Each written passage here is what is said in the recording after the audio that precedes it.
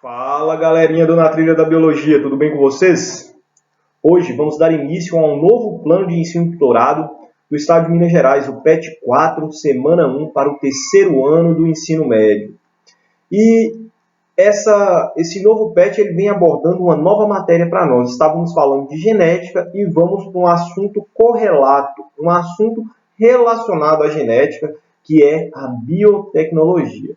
Claro que quando a biotecnologia começou, há milhares de anos atrás, tá, a gente não pensava na genética da coisa envolvida, não. Mas hoje a genética está no centro dos nossos processos e com a biotecnologia não poderia ser diferente. Só para deixar aqui para você que entrou meio sem saber do que se trata, biotecnologia é quando o ser humano usa partes de seres vivos ou seres vivos inteiros para tentar produzir algo de interesse comercial.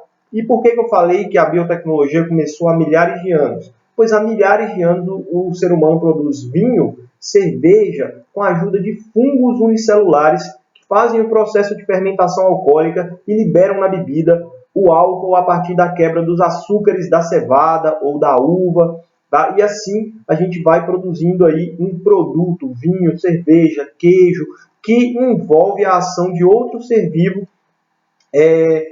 no seu preparo. Tá? Então, é bem interessante esse tema, porque agora a gente está brincando de mexer com o DNA dos seres vivos e inserir DNA de outras espécies dentro de uma espécie que a gente tem interesse que produz alguma coisa para nós. Hoje temos bactérias capazes, inclusive, de produzir insulina humana, a proteína, o hormônio que controla a glicose, tá? Humano a partir de cultura de bactérias geneticamente modificadas. Esses organismos geneticamente modificados, frutos de processos biotecnológicos, tá? São chamados de organismos transgênicos. Tá? Então, assim, a gente começa a nossa aula de hoje. Eu sou o professor Ronald e vem comigo na trilha da biologia. E na primeira questão, nós temos uma questão do Enem de 2014, que diz o seguinte: em um laboratório de genética experimental, observou-se que determinada bactéria continha um gene que conferia resistência a pragas específicas de plantas.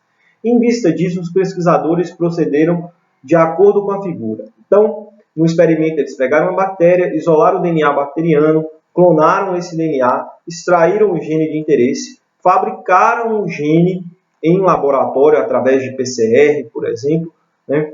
A gente vê falar isso nos testes para a Covid, a gente também amplifica, né, reproduz o DNA do vírus lá em laboratório. PCR é essa técnica, né, de reação em cadeia, de polimerização do DNA e a inserção de genes nas células do tecido da planta. Tá? Então a gente está levando através da bactéria aí um gene diferente de outra espécie para essa planta. Essa planta, então, ela é uma planta, depois de todo esse processo, transgênica, geneticamente modificada. Então, do ponto de vista biotecnológico, essa planta representa a transgenia. Tá? Então, é essa capacidade que o ser humano tem agora de inserir genes de outras espécies em espécies de interesse. Então, a nossa resposta aqui será a letra E. Se você reparou bem os slides, tem uma figura aqui ó, que eu esqueci de comentar. Tá? Eu vi esse tema aqui para o terceiro ano do ensino médio de biotecnologia e recentemente comecei a assistir uma série chamada de Biohackers, tá, da Netflix. Vale muito a pena assistir porque ela brinca com muitos conceitos da genética e toda a série está envolvida nessa questão da biotecnologia, da transferência de genes para humanos, da genotipagem, né, da descoberta do genoma dos seres humanos ali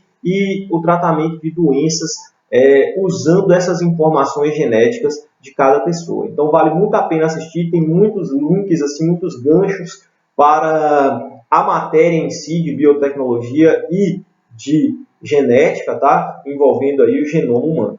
Tá bom? É bem interessante. Na questão 2, prosseguindo aqui com a correção, a gente tem: há milhares de anos o homem faz uso da biotecnologia para a produção de alimentos, como pães, cervejas e vinhos. Na fabricação de pães, por exemplo, são usados fungos unicelulares chamados de leveduras, que a gente chama de fermento biológico na hora que vai produzir o pão. Tá? É aquele pozinho que está seco ali, mas está cheio de fungos unicelulares que ao serem misturados na água quente, acordam e começam a quebrar os açúcares do pão, liberando na massa um gás que muda a densidade da massa e faz a massa crescer. Tá? Então, esse processo aí é a fermentação que o fungo faz, a mesma fermentação que produz a cerveja e o vinho. Tá? Fermentação alcoólica, que tem como produto etanol e água. A gente só não fica bêbado comendo pão, porque o pão vai ao forno e o álcool evapora no processo de assar o pão. Tá? Lembrei de uma coisa. No canal, na Trilha da Biologia, eu fiz uma experiência, claro que para os meninos mais novinhos, tá, do 5º ano, está lá essa experiência, mostrando, né, o processo de fermentação alcoólica acontecendo no pão. Tá? Eu fiz o pão, fiz a massa, coloquei o fermento, e a gente vê a mudança de densidade da massa à medida em que nela vai sendo liberadas as bolinhas de gás carbônico. Vale a pena você tentar aí também e assistir o vídeo que eu vou deixar o link aqui para você, tá bom? Então, assista lá e veja como é interessante. E essa questão fala justamente disso. O crescimento da massa do pão é resultante de qual processo, né? É o resultante do processo de liberação de gás carbônico, fruto dessa reação de fermentação alcoólica que acontece na massa do pão. Então, a nossa questão 2 aí vem falando de um processo biotecnológico já usado há milhares de anos. Ó. Usamos os fungos aí para a produção desses alimentos. Na questão 3, temos o seguinte. Inclusive, essa questão 3, na apostila do PET, eu percebi que ela foi numerada 2 vezes. Tá? Ela está numerada o enunciado como questão 3 e na próxima página as alternativas para serem avaliadas como verdadeiras ou falsas, tá? Para você marcar aí como 4. Então, você vai ficar perdido lá. Se você for ao PET, basta resolver a questão 3 e 4 juntas, colocando as verdadeiras aqui para mim nas respostas, tá bom? Então, na década de 30, geneticistas japoneses produziram melancias sem sementes. O método de produção foi baseado na exposição das sementes de melancias normais a substâncias químicas que dobravam o seu número de cromossomos. Depois, cruzavam as melancias de sementes modificadas com melancias de sementes de número normal de cromossomos. Como os gametas são produzidos baseado no número de cromossomos que a célula da semente tem, então a gente ia ter gametas com números diferentes, tá? E aí na hora de formar a semente lá, depois da fecundação, né, não ia acontecer fecundação, porque gametas com cromossomos diferentes não conseguem se unir. E aí, se não se unem, acabam não formando posteriormente a semente, porque a semente surge, né, na planta por causa da formação do embriãozinho bebê-planta lá dentro do órgão sexual da planta, tá? Que no caso é a flor da melancia. Para quem nunca viu uma flor de melancia, por favor, prestar atenção. Tá? Os descendentes desses cruzamentos não podiam produzir suas próprias sementes porque possuíam um número anormal diferente de cromossomos. Tá vendo aí? Então, vamos marcar as alternativas corretas e depois somar o resultado final. As melancias obtidas pelos japoneses são um dos muitos exemplos de plantas transgênicas. Lembre-se, transgenia é transferir o gene de uma espécie para outra. Aqui nós só trabalhamos alterando os genes que a própria melancia já tinha, o número de cromossomos que a própria melancia já tinha. Então, não é um exemplo de transgenia. Vou marcar de vermelho isso aqui, ó. Não é um exemplo de transgenia. Desculpa, gente, deixa eu tirar isso aqui. Não ficou muito bom. Vou marcar de amarelo mesmo, que vai ficar melhor, né? Então, não é um exemplo de transgenia, tá? Para não demorar aqui. O professor hoje está doido. Tá bom? Opa, marquei errado de novo. Não é um exemplo de transgenia. As aves como Chester e Fiesta, vendidas comercialmente, são obtidas por meio de transferência de genes. Sabe muita gente chama até de peru, é uma ave com um peitão grande, que a gente normalmente vê no Natal. Ela tem um peito bem maior do que o peito de peru, bem grandão assim. Então, esse Chester foi conseguido a partir de cruzamentos direcionados nos criadouros de galináceos, de galinhas, tá? Foi cruzando, um com o outro, aí um nascia com peitão, aí cruzava eles que tinham as características de interesse. Isso a gente chama de seleção artificial de características e não envolve transferência de genes. Então isso aqui também está errado, ó. Não são obtidas por meio de transferência de genes. tá bom? A seleção artificial não leva ao aparecimento de novas variedades no animal ou planta. Acabei de falar que por seleção artificial, ou seja, a seleção feita pelo homem aí, cruzando os indivíduos que ele tem interesse, a gente gera novas raças, raças de cães, raças de galinhas, novas plantas, tá? A produção do milho que comemos hoje foi feita a partir de seleção artificial, a partir de uma planta primitiva de mais de 4.000 anos atrás, que a gente começou a cruzar e gerar a espécie de milho que a gente conhece hoje, tá? Através, então, de seleção artificial. Tá tudo errado até aqui, até o número 4.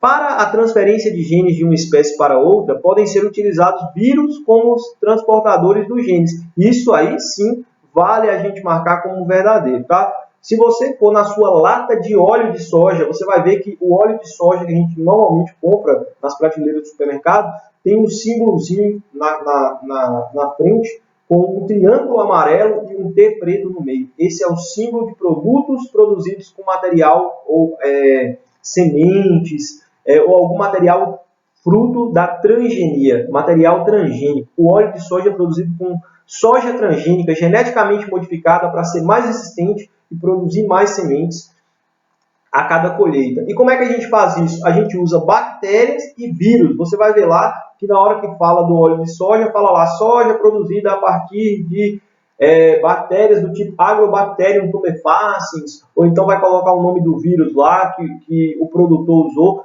para gerar essa semente geneticamente modificada. Então isso aqui na 8 está totalmente verdadeiro.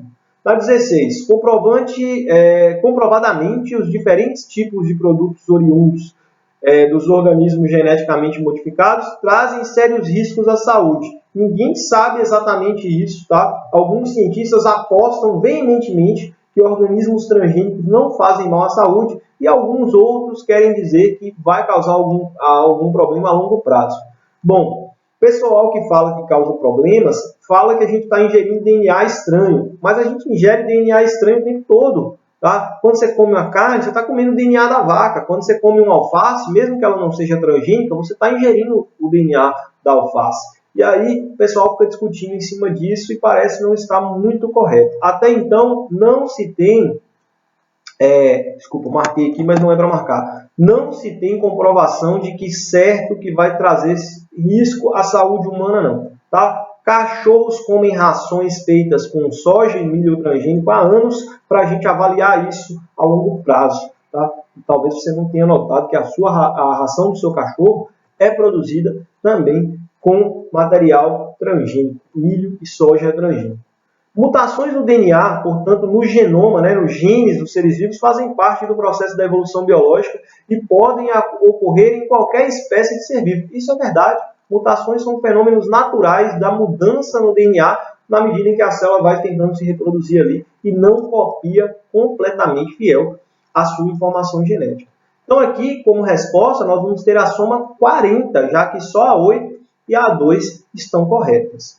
Estamos caminhando para o fim da nossa correção, tá? E aqui eu tenho a questão 5 falando o seguinte. A palavra biotecnologia surgiu no século XX, quando o cientista Herbert Boyer introduziu a informação responsável pela fabricação da insulina humana em uma bactéria, para que ela passasse a produzir a substância. Está vendo aí? Bactérias geneticamente modificadas receberam o gene, receberam o DNA humano e passaram a produzir a proteína insulina humana com base nessa informação genética.